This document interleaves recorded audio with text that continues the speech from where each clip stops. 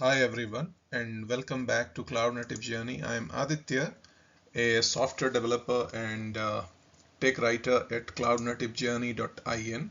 Today we are diving into an essential programming concept that powers everything from simple apps to large-scale cloud native systems. That's called object-oriented programming or OOP.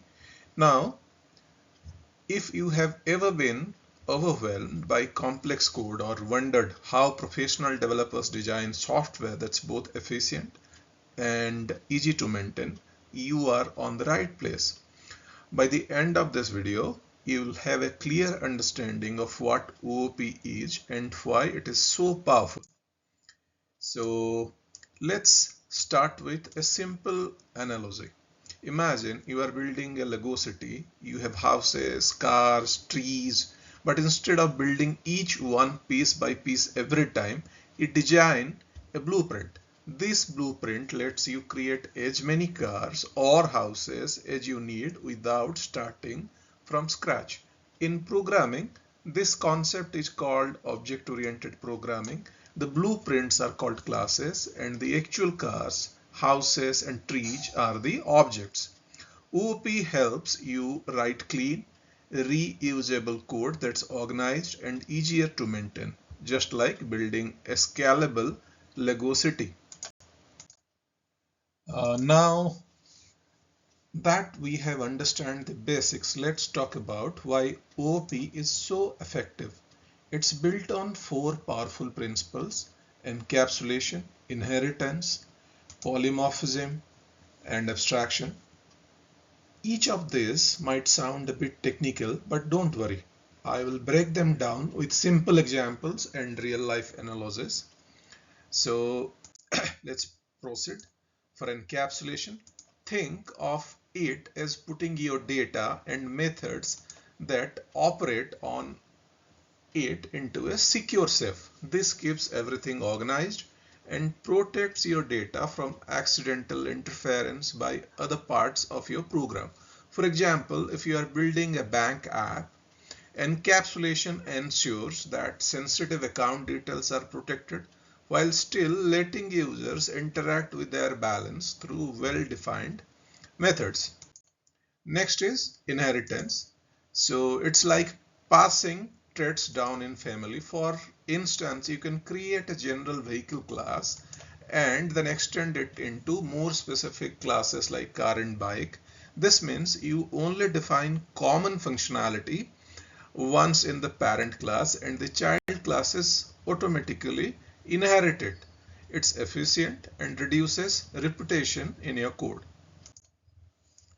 Now let's talk about polymorphism. This is where one action can take many forms. For example, think of the word drive. A car, a truck, and a bike all drive, but the way they do it is different. In OOP, polymorphism allows you to define a single interface like a drive method that behaves differently depending on the object using it. This flexibility is key in making your programs adaptable. Now think of this example of the Swiss knife.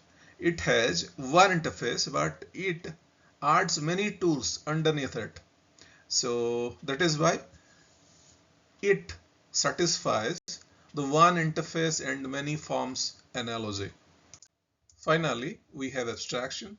This is all about hiding complexity and showing only the essential details. Think of a car dashboard.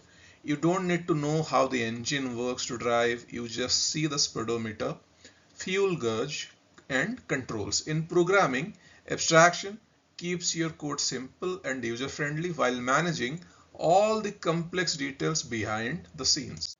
Now that you know the principles, let's see a quick Java example to bring it all together. In this code, we define a car class with a property called brand and a method called drive. Then we create an object called myCar, set its brand to Tesla, and call its drive method. This is the essence of OOP, defining blueprint and using it to create real world instances.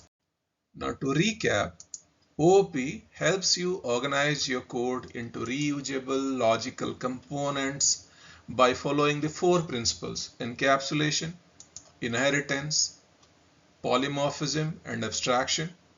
These are the building blocks of efficient and scalable software design.